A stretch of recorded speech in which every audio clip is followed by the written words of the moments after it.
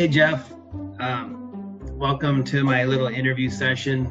The goal is to raise the business IQ of all my docs.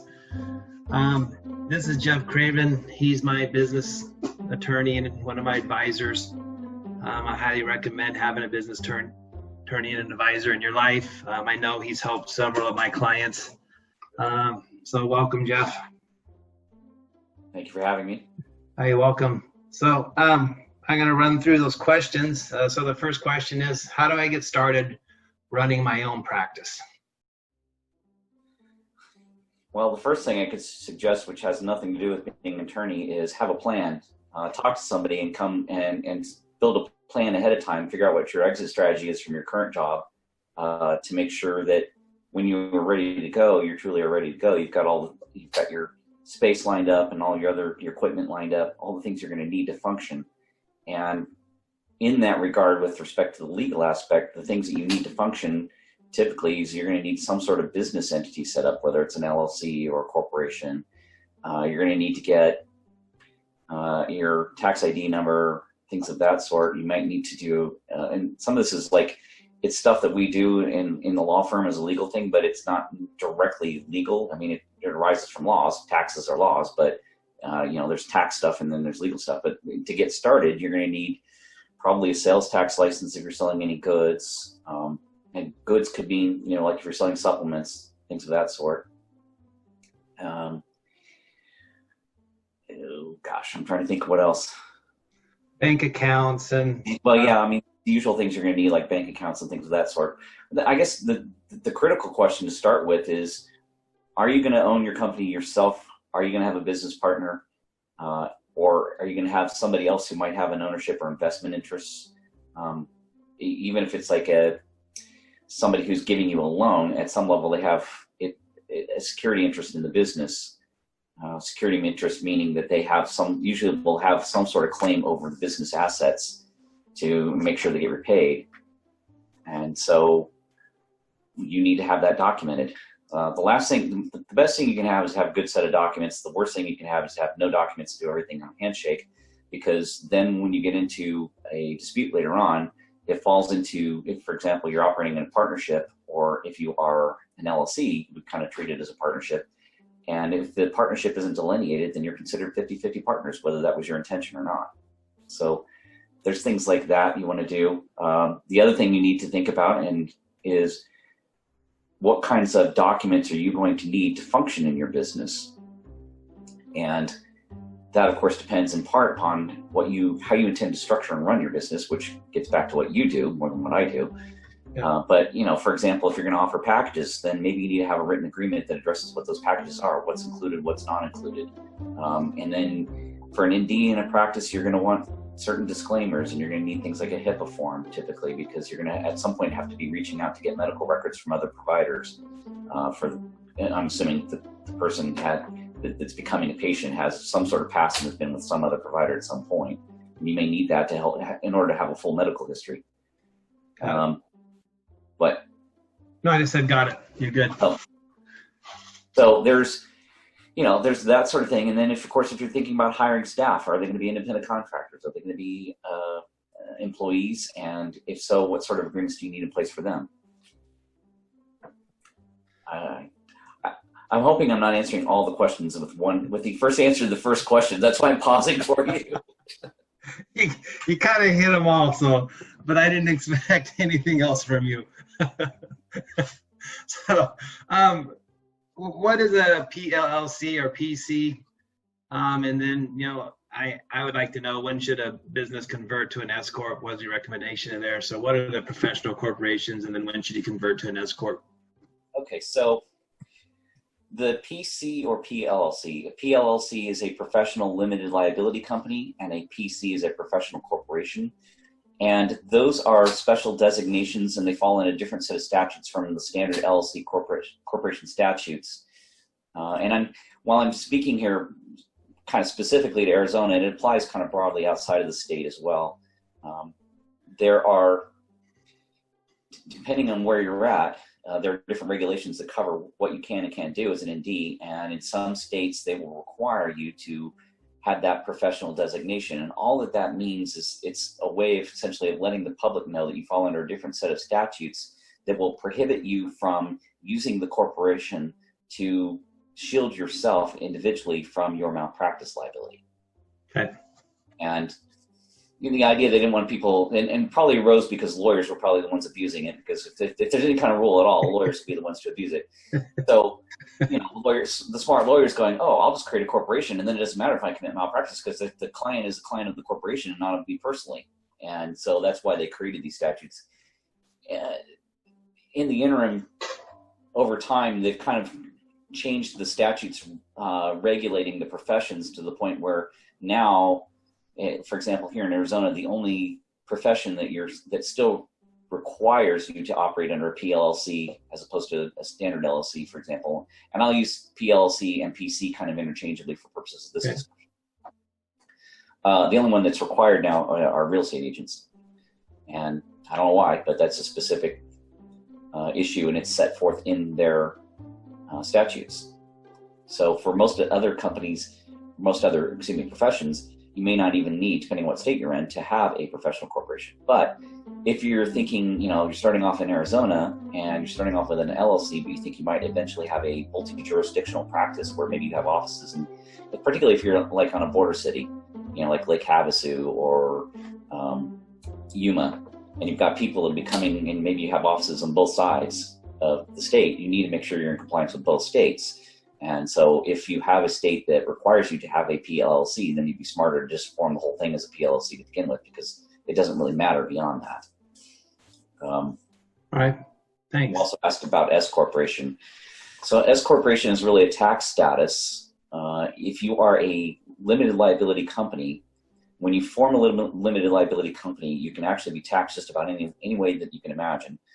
If you are the sole owner, by default, when you form it, the IRS will treat you as a sole proprietor, and all of your tax stuff for the business will pass through to your Schedule C on a 1040 form. And if I'm talking over people's heads, I apologize. I can explain it better. If you are, if there's more than 2 people that are owners in the limited liability company, then it will by default be treated as a partnership for tax purposes. And I say for tax purposes because if you talk to some accountants, they'll say, well, no, you need to form a corporation to be an S corporation. And that is not actually true. If you are a limited liability company, you can choose to be taxed as an S corporation. And so the question becomes when and why. When is really a tax strategy decision between the business and their accountant. And oh, by the way, if you're starting up a new business, and particularly if tax isn't something you are doing, like you're not a CPA by trade, I would highly recommend when you start your business that you have a CPA, and have them involved at the beginning in meeting with you at least quarterly to help you, particularly if you're handling your own books in any way, to help you kind of learn the process, learn the ropes to do things, in part to do things the way that your CPA wants them done, because every CPA is a little bit different, and you want to have a good relationship with your CPA. And if you're doing the books in a way that they don't like, then they're going to have to go back and correct it, and that's just going to cost you more money. Right. So that's kind of the when is a timing issue. It kind of depends on what you're doing in your business. The idea behind it is with an S corporation is that you will have employees and you will do payroll, and that the principals of the company, the ones that own it, will also be receiving a salary. And the idea behind it is when you are a partnership, all of the tax liability of the business flows through to the partners, and it's split based on their partnership interests. And it's all treated as ordinary income. Okay. And on top of that, if you are in that type of scenario, you get hit with self-employment tax. By becoming an S corporation, you can pay yourself a reasonable salary that will be taxed as ordinary income and cut your self-employment tax in half. And then if you take distributions later on, you take other money out of the company as a draw or a distribution, that would be taxed as capital gains, typically. Now, I will say that I'm not a CPA, I'm not a tax attorney, and consult with your CPA, but that's essentially the gist of it. And then from a time perspective, what I've seen in the past, and this is really anecdotal coming from when I started my business, the deciding factor is when does it make the most sense to do. When you first start up a business, you usually have a lot of write-offs and you don't have a lot of income in the first year of the business. So usually you're going to end up in a negative scenario, and depending on where that's going, it may be tax advantageous to not be an S corporation in your first year. All right. So we've got all the basics in place. We have our corporation in place. And so now we're getting ready to rent our first location. So what are some lease provisions that should be in place? What questions should we ask of our future landlord to make sure that we can operate efficiently and without risk? Well, okay. Well, without risk is really like hours and exclusivity and parking and all those types. I know what you're saying, but when you said without risk, it kind of triggered me, because this. I forgot I was talking to an attorney. In this COVID environment, that's a really loaded question. But in the normal world, in a pre-COVID environment, the kinds of things that I would say, you're starting up an indie practice. Do you have adequate parking at the space for the number of people you're going to have coming in, both staff and patients? Do you have, what are the hours, the access hours? Are you required to be there specific hours of the day? Because sometimes clinics want to have hours that are outside of the normal business hours. They want to have clinic hours on Saturdays or night hours. If you're going to be doing stuff where you're working outside of the normal business hours and you're leasing space, a lot of times, depending on where you're leasing, the landlord may kind of set the time when the building has power and air conditioning. And so sometimes they'll give you the ability to have after hours, but then you end up paying a premium for that. So those are the kinds of things you want to know. And these, again, you kind of go, well, those aren't really lawyer questions, but those are the things that show up in your lease agreement, and those are the terms that you need to negotiate. The other thing is access. A lot of times in leases, commercial leases, the landlord will have pretty much a right to access your space at any reasonable time. Well, the problem with that when you're a practitioner is you have certain obligations to maintain patient privacy. So you need to be sure to have some sort of rider or clause in your lease that says that kind of defines reasonable, to say that they have to give you so much notice and coordinate with you so that they can come and do whatever they need to do in your suite at a time where you're not going to be exposing, compromising patient privacy. And that goes not just to the individual patient being in like a treatment room, but also to records, because sometimes there's records laying out because you've got stuff in process that you're dealing with. And so you don't always put it away. Maybe you should have a policy of doing that nightly. But the point being, you don't want somebody coming in and inadvertently seeing something that they shouldn't be and putting you and your business at risk as a result. Perfect. Yeah. And that's that was just one very long-winded example, but I'm sure I could come up with 100 more if given enough time. I know you can. So anything to consider, we're in Arizona, but anything to consider outside of Arizona, anything that would possibly be done differently? Well, we kind of hit on that to some extent with the PLLC discussion. All right. Go ahead. No, I'm just saying we can move on to the next question if you want. Well, I was just trying to think if there was anything else specific that I could say in terms of other states. I have set people up in indies up in practice in Arizona and California, really. I will say that probably the biggest thing you need to find out is particularly if you're coming out of an Arizona school, and I imagine they probably teach you this in some course, but you need to know what the particular laws are in the state where you're ultimately going to be. For example, from what I understand, Texas doesn't actually license indies. And that can be a bit of a double-edged sword, because if they don't license it, on the one hand, you may have carte blanche. You may be able to do whatever you want to do. You're essentially an unregulated business. More likely, they're going to treat whatever you're doing, and they're going to look at it and see what it would look like if somebody else were doing it, which is my way of saying, if you're meeting with patients in an environment and offering and giving prescriptions, then you're essentially acting in those states that don't have an ND licensure. You're acting as a medical doctor. If you don't have a medical doctor license, you could be practicing medicine without a license, which could subject you to criminal penalties. So depending on what jurisdiction you're in, what state you're in, will kind of determine what you can and can't do. And so in some states, we end up creating different business scenarios to suit, the person's practice. So it's one of those, okay, in Texas, they don't license NDs.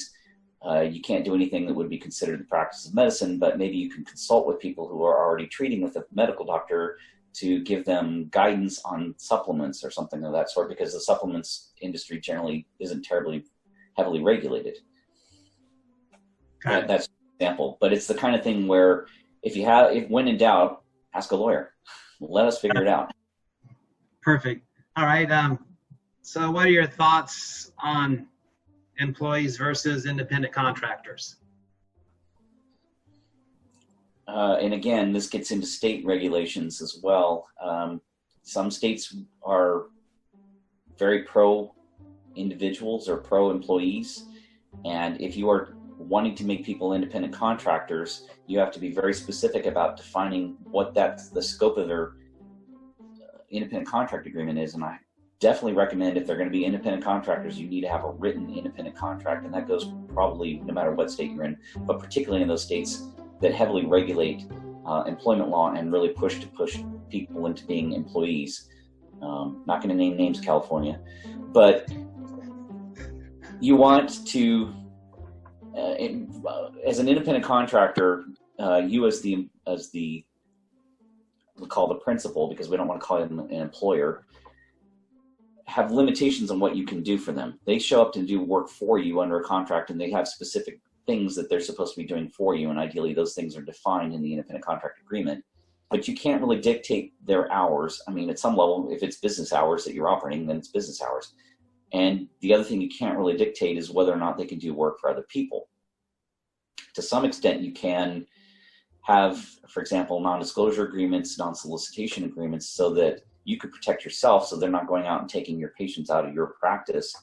But you can't really control, say, you can't have them working for you exclusively.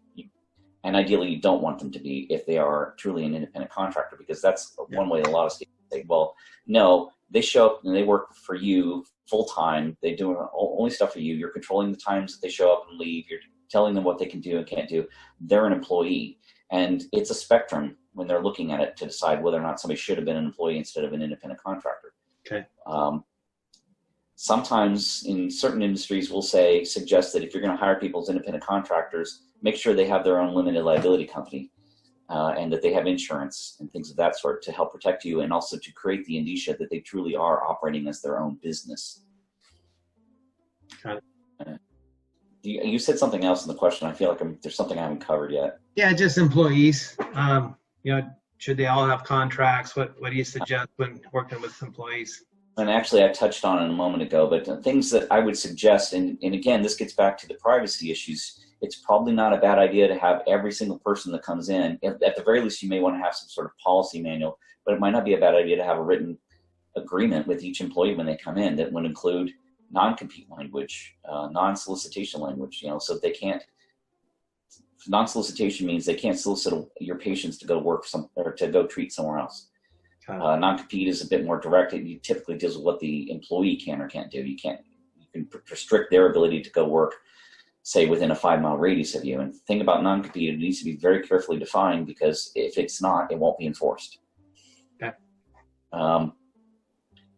And non-disclosure agreements, a lot of times people don't understand, and especially staff people don't understand that when they open their mouths, they're speaking on behalf of the business. And if they say the wrong thing, if they start talking about another patient in front of a patient, that's violating that other patient's privacy issues, and that could get you as the ND into a lot of trouble. So you need to not only raise their awareness, but have them sign an agreement to that effect, so that becomes a disciplinary issue.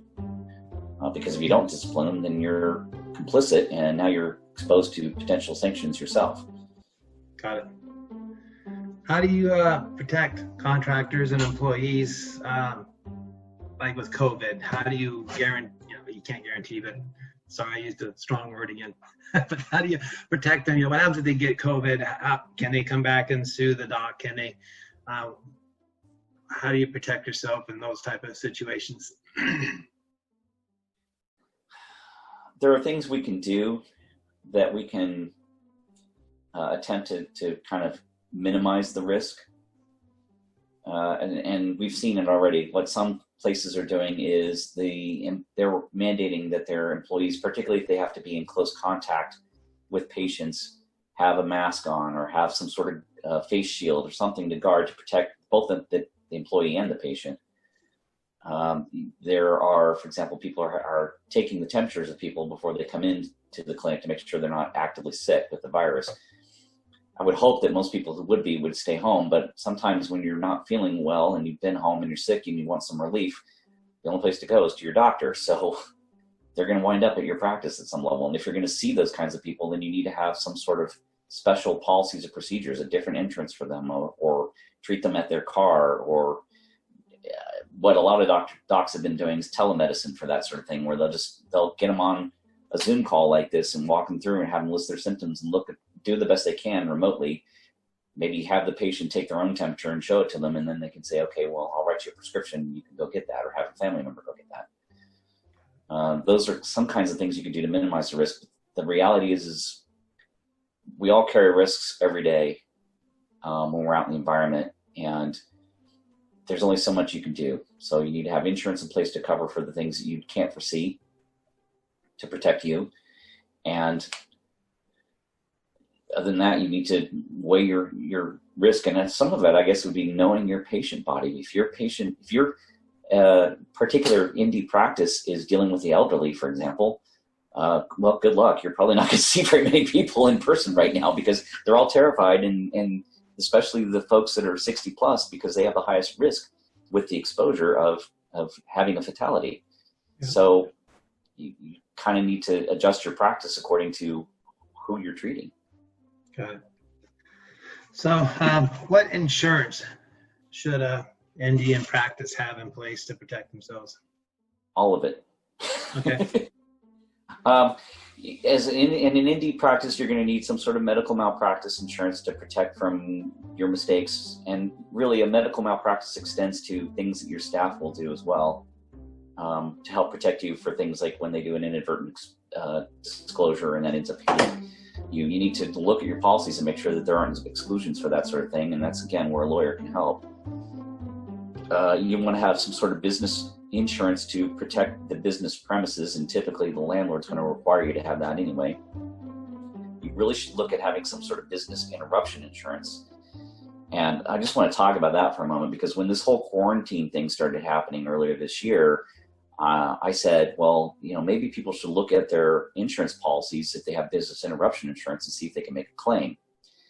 And I don't know that issue was ever settled. A lot of people said, no, you can't, because there's an specific exclusion for natural disasters, or actually, no, I think it was a specific exclusion for pandemics. And then there was some other exclusion that both of them they felt could apply. And I'm like, maybe they can and maybe they can't. I know the insurance company's first response is always going to be, no, it's not covered. But that's not always their last response. And it really depends on the policy. An older policy, if you've got an older policy and they haven't given you new language and they haven't renewed it in a while, it may be broader in language than a newer policy, because typically the newer policies, they go back to their bank, the insurance company just go back to their bank of lawyers and write out the things that they consider to be too much risk so they can protect themselves. You would see, we talked about business interruption, but to get a typical business interruption policy covers for a pipe burst in your suite, and it floods the suite out, and now they're having to dry it out and clean up things and get rid of mold. And so there's 2 or 3 or 4 weeks where you can't operate. A business interruption policy might cover some of your loss of business income as a result of that. Or if you have to move to a different location, usually it's going to take a couple days to get up and running. You have some sort of loss associated with that. You can use your business interruption insurance.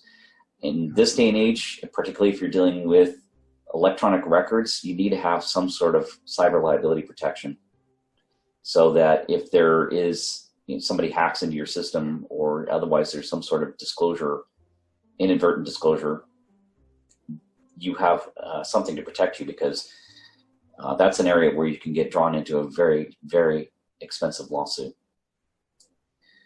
Okay. I'm sure there are other coverages you might get if you're traveling a lot. Maybe you need to have, particularly if you have a business-owned vehicle, you need automobile insurance. I'm sure there are other things I'm not thinking of. Those are kind of the majors. Okay. So let's say you're a doc that has treatment programs for your patients. What are things should be in those programs in terms of, like HIPAA waivers, the waivers you need, the choice of law? What clauses would you add into those things that the patient signed to get care? Yeah, if you're going to have, well, generally speaking, if you're going to have people coming into your clinic, you want them to sign, at the very least, they're probably going to sign some sort of authorization to treat. They may need to sign, depending on what you're doing, what kind of procedure you're doing, they may need to sign some sort of disclosures on that's, where you've told them what their risks are. And so you need a form for that. And then if they're doing a package or treatment thing, they should probably have that. And then we get into, with the packages, and touching on what you were talking about, choice of law and things of that sort. When you're getting into a package deal where they're, especially if they're like prepaying for the whole thing, or they're paying in payments and you're doing auto draws, you want to have it. That's a contract. And it's not just an immediate point of sale scenario. So you really want to have things like, what happens if there's a dispute? What happens if they want to cancel early? What happens if, I think those are probably two of the big ones anyway. But so, for example, if there's a dispute, do you want to force them to file a lawsuit? Do you want to have an arbitration clause? Do you want to make sure that even if they, for example, some people have well, to give an example, out here in Arizona, we have snowbirds come down here every year. They go back up north and they're unhappy with the treatment and they file some sort of claim against you in Minnesota. Well, you don't want to have to go to Minnesota to argue and litigate about something that for treatment that you did down here in Arizona. So you want to have a choice of law that says basically, and a choice of venue in that scenario. It says if they're going to sue you, they have to sue you in Arizona. Okay. And you can choose the court, that system they would use, and there's all sorts of different ways you can go. If you don't really want it in the public eye, arbitration is great. Arbitration can be more expensive. A lot of times it's faster, and in some instances faster and cheaper, depending on the nature of the claim. So there's things like that you can look at.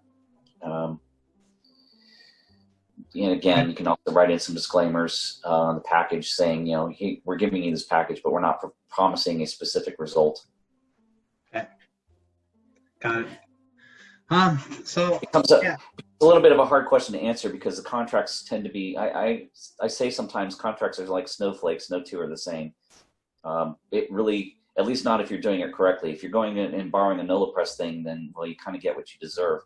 But if you really need to design your package and your contract to fit your specific needs and where you're at, the laws and where you're at. So, last question then. How often should we meet with our business attorney, our lawyer, and then any guidance in how we should choose our business attorney? What are some things we should ask? What should we look for? Well, I know everybody should go to you. I appreciate that, but everybody. Sorry. Yeah, you probably don't want everybody, but yeah. Sometimes there's people that just, well, and actually that raises a good point, that the lawyer-client relationship is very much, it's what they call a fiduciary relationship. It's a very close relationship where the lawyer's getting very personal information, and you want to feel comfortable to be able to tell the lawyer and trust the lawyer's not going to misuse that. But at the end of the day, you need to find somebody that you're comfortable with. There are a lot of smart lawyers out there, but we're not all the same personality-wise, and so you could find somebody who's a brilliant lawyer but is a horrible communicator, and you never know what the heck is going on, and that's not the way you'd like to function. You're a need-to-know kind of person. Well, then he's not the right lawyer for you, and trust me, there is somebody out there who's the right lawyer for you, who both knows and understands your needs, or will find out and learn what your needs are and how you want to function, and that you can just get along with. With certain clients, it's synergistic because it's like we think the same. And so when we have meetings, it's really great. And some clients really like to be very participatory in their own decision-making process, and some really don't. They just call up and they say, look, I don't care how you handle it, just get it done. Well, some lawyers are much happier with what I would call the touchy-feely, the very involved clients, and some are much happier with the leave me alone, I'm the expert, I know what I'm doing. If you don't choose right, you're going to be miserable. And that has nothing to do with the actual outcome or what they're doing for you so much as it is the relationship, but it's the relationship actually affects the outcome at some level. If you're not getting the information you need in the way you need it, it's really not helping you. So that's a critical one for me. You need to have a good working relationship. Beyond that, it's great to have an attorney who ideally already has some experience in your particular industry and has worked with other people that are, for example, if we're talking about naturopathic doctors, have somebody who's actually got some experience working with naturopathic doctors. Or in my case, for example, I've got naturopathic doctors, physical therapists, chiropractors, and nutritionists. And what you'll find is, even though those are all very different practices, is that depending on the nature of what their practice is, they'll overlap with somebody else with one of the other types of practices. And so, or even just depending on the type of the package. I had a nutritionist who was doing kind of internet consulting packages. And so I was able to take the experience I had of setting that up for her, putting up her language and her terms of service, and using that for a naturopathic doctor who wanted to offer, video consulting and things of that sort. So it helps to have somebody who kind of plays in that industry, if you will. And broadly speaking, that would be the medical industry. Trying to think of what else. Yeah, just the frequency. You listed a whole bunch of things we talked about. Is you're getting ready to form a business, you're getting ready to maybe add a partner, change your entity structure, you're getting ready to buy or lease, you're getting ready to hire, you're getting ready to buy insurance, you're getting ready to, create packages. Those are all occasions when they should seek your counsel. But if things kind of stay status quo for 6, 7, 9 months, when should they reach out to you or a business attorney? Okay, well, first I want to talk about the fact that you just gave all of your listeners sticker shock, because they're hearing that when they start up their new business, they have about 100,000 things they have to spend money on, including an attorney. And it's somewhat true, but what's a lot of work for me isn't necessarily a lot of work for you, right? Yeah, so right. And sometimes, and typically what I say is, look, let's take this in baby steps. Let's do what we need to do when we need to do it, so that at least we can spread the expense out over a period of time. And, my objective is to get you up and running as soon as possible so that you're making money, because if you're not making money, you can't pay me. So helping you helps me. So there's that. But getting to the heart of your question, after you've got your business running, how often do you check in with a lawyer? It's not a bad idea to check in with a lawyer at least once a year. With the limited liability company, unlike a corporation, most corporations, you have to do an annual report to the commission, the entity, the state entity that actually licensed corporations. And so you end up doing, just by default, you end up having to do minutes and a resolution. LLCs were designed to kind of take away some of that administrative overhead, but what happens is a lot of people never do a resolution, and it's really not a bad idea to probably do at least one a year to talk about what you did the prior year and where you're going, and to authorize that activity, so that if at some point you get into a scenario where you're in a lawsuit and a lawyer's looking at your LLC and wanting to say that you didn't maintain the corporate formalities, you didn't treat it as something separate from you, if you've got the paperwork, that helps prove otherwise.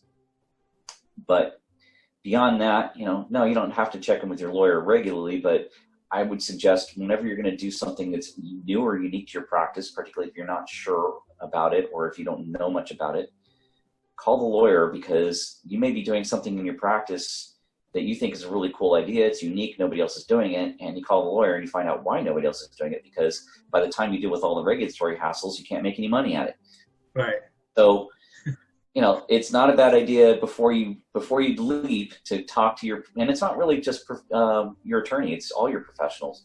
Check in with everybody, because it's good to have a good team that backs you up, and you can talk to your team, and that way you can minimize or alleviate to some extent your risk, or at least anticipate it so that you can prepare to deal with it.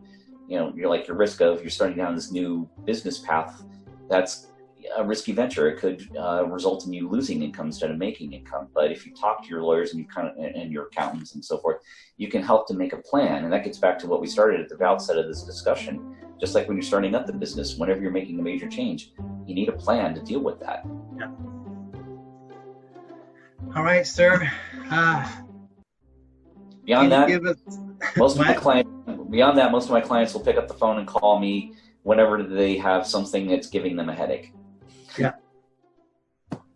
Well, not only are you a business attorney, you're a really good business owner yourself, and you have tons of experience, and so there's wisdom in that realm as well. So, yeah, no, your advice is always appreciated by me. Well, and as is typical of a lawyer, it's kind of like the cobbler's children have no shoes. We as lawyers tend to be the worst at following our own advice. Yeah. It's not good advice. So, again, this is Jeff Craven. Jeff, can you give us how we can get a hold of you, website, email, phone number, and then we'll add that to the memo at the end of the video. Sure. The name of the firm is the Craven Firm. The website is cravenfirm.com, and it's C-R-A-V like Victor E-N, although I'm sure this will, like you say, it's going to show up in a printed form, but just in case people are writing it down as I'm saying it. And firm like law firm. And the phone number is 480-582-1547. My email is jeff@cravenfirm.com. Anything else? Yeah, just what states are you able to practice in? Currently, I'm licensed in California, Arizona, Colorado, and Hawaii. I'm active in everything but Hawaii right now, but becoming active is just a matter of paying a fee and filling out a piece of paper. Okay. The reason you typically would not be active in all those states, and typically I'm not even active in 3. Most of the time I'm only active in Arizona unless I have a need to do it in outside states because I'm here in Arizona and most of my practice is here in Arizona. But right now I'm active in California because I was doing a bunch of work last year for 3 or 4 different clients who needed work done in California. And I will say, generally speaking, most states have a bit of flexibility for corporate lawyers, where if you're not actually going into court, you can kind of help somebody, even though you're not licensed to practice there. It's kind of a spectrum. How much are you doing? So I've helped set up, particularly if it's an Arizona company, that's my client, but they want to establish a presence in another state, so they want to create another LLC in another state or whatever. I've done that. I've formed limited liability companies now in Minnesota and New York, North Carolina, and I'm not licensed in any of those states. But it's kind of the process is largely the same. Okay. I have a lot of clients in Oregon and Washington as well, so they can seek counsel from you as well. Yeah, they could. If they reach a point where I can't help them, I'll always let them know and say, look, this is beyond what I can do because I'm not licensed to practice there. If I'm not licensed to practice there, the biggest thing I can't do is go in court. Okay. And beyond that, if there's enough value, typically not if it's only one client, but if there's enough value in it, I can get licensed in other states. Most states have reciprocity. I will tell you though, when I went, Colorado had reciprocity, and that's how I got licensed there. And it took about a year for me to get it done, just because you submit the paperwork and then they've got to process it, and it goes back and forth. They want other information, and it takes a long time. You also have to dig up records on yourself going back to practically to birth, because they want to look at everything to make sure you're going to be okay. Right. All right. Well, thanks, Jeff. Thanks for your words of wisdom, and I'll talk to you soon. Alrighty. Bye-bye.